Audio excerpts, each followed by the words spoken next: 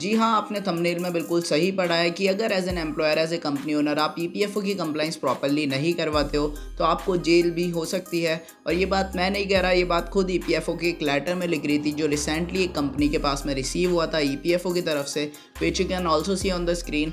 और इस लेटर के ऊपर आप देखोगे पॉइंट नंबर 7 के सी के ऊपर ये लिखा हुआ है that the accused are liable for compulsory imprisonment for a term which may extend to 3 years. तो 3 साल तक की जेल भी आपको हो सकती है अगर आप ईपीएफओ की कंप्लाइंस प्रॉपर्ली नहीं कराते। तो इसी लेटर के बिहाफ पे और भी कुछ इंपॉर्टेंट पॉइंट्स हम लोग जानने की कोशिश करेंगे जो एज ए कंपनी ओनर आपको पता होने चाहिए। So keep watching the video.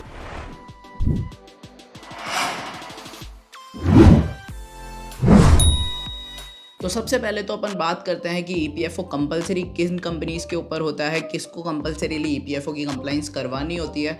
तो जितनी भी कंपनीज़ के अंदर 20 या उससे ज़्यादा एम्प्लॉयज़ काम करने लग जाते हैं, उसी टाइम पे उस कंपनी को ईपीएफओ के अंदर रजिस्टर कराना कंपलसरी होता है, मैंडेटरी होता है। अगर आपकी कोई कंपनी है जिसमें 20 की स्ट्रेंथ रीच हो जाती है एम्प्लॉयज़ की, तो आपको अपनी कंपनी को ईपीएफओ के अंदर रजिस्टर करवाना होगा और ईपीएफओ की कंप्लाइंस कंपलसरीली करनी होगी। अब बात की जाए कि किन लोगों को आपको मंथली बेसिस पे ईपीएफओ जमा कराना पड़ेगा, तो जितने भी एम्प्लॉयज़ आपके ऑर्गेनाइजेशन में काम कर रहे हैं उनकी मंथली सैलरी 15,000 से बिलो है और ये सैलरी बेसिक प्लस डीए है, यानी आफ्टर ब्रेकअप उनकी सैलरी 15,000 से नीचे आ जाती है, बेसिक प्लस डीए। तो उन एम्प्लॉयज़ का आपको कंपलसरीली ईपीएफओ के अंदर कॉन्ट्रीब्यूशन जमा कराना होता है मंथली बेसिस पे। और अगर आप ऐसा नहीं कराते तो आपकी ऑर्गेनाइजेशन को एज डिफॉल्टर ऑर्गेनाइजेशन ईपीएफओ के अंदर काउंट कर लिया जाता है और फ्यूचर में आपके अगेंस्ट में, आपकी कंपनी के अगेंस्ट में बहुत सारे एक्शंस भी लिए जा सकते हैं। तो अब कुछ कॉमन डाउट्स की बात करें जो कंपनी ओनर्स की तरफ से आते हैं उनके बारे में, कि उनके जो पार्ट टाइमर हैं या फिर उनके इनडायरेक्ट एम्प्लॉयज़ है, क्या उनके ऊपर भी एक्ट अप्लाई होगा, क्या उनकी भी उनको ईपीएफओ की कंप्लाइंस करवानी होगी।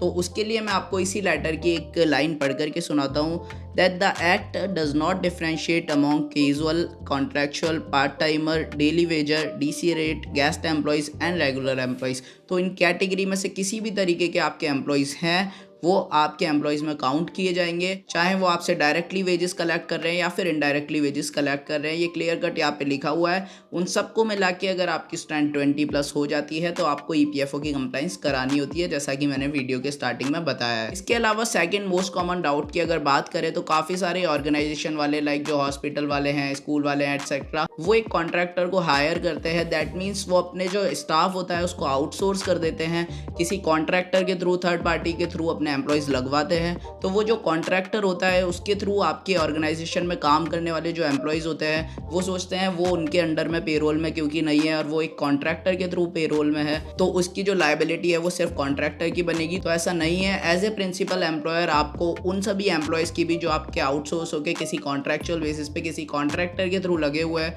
उनकी भी कंप्लाइंस की जो जिम्मेदारी है वो आपकी है एज एन प्रिंसिपल एम्प्लॉयर। इसके अलावा थर्ड मोस्ट कॉमन डाउट की अगर बात करें जो रिसेंटली बहुत ज़्यादा बूम में है, दैट जो एनजीओज वगैरह हैं, जो नॉन प्रॉफिट ऑर्गेनाइजेशन है, क्या उनके लिए भी ईपीएफओ कंपलसरी है या फिर नहीं। तो इस चीज़ के लिए मैं आपको इसी लेटर का 6th नंबर पॉइंट पढ़ करके सुनाता हूँ that it is also important to mention here that whether an establishment makes profit और not, whether its objective is to make profit और not, is immaterial for the applicability of the act. यानी कि जो NGOs हैं, जो non profit organisations हैं, उनके ऊपर भी ईपीएफओ का एक्ट अप्लाई होगा। जैसे ही उनकी स्ट्रेंथ 20 एम्प्लॉयज़ की रीच हो जाती है, उनको भी अपने एनजीओ को, अपनी नॉन प्रॉफिट ऑर्गेनाइजेशन को ईपीएफओ के अंदर रजिस्टर करवाना होगा और ईपीएफओ की कंप्लाइंस को फुलफिल करना होगा। तो ये सभी कॉमन डाउट्स हैं जो कि जनरली कंपनी वालों को आते हैं, जिसको मैंने इस वीडियो के थ्रू और इस लेटर के थ्रू, जो कि खुद ईपीएफओ डिपार्टमेंट से रिसीव हुआ है, मैंने क्लियर कर दिया है। और जितनी भी कंडीशंस मैंने बताई है उनके अकॉर्डिंगली अगर आप ईपीएफओ की कंप्लाइंस फुलफिल नहीं करते हो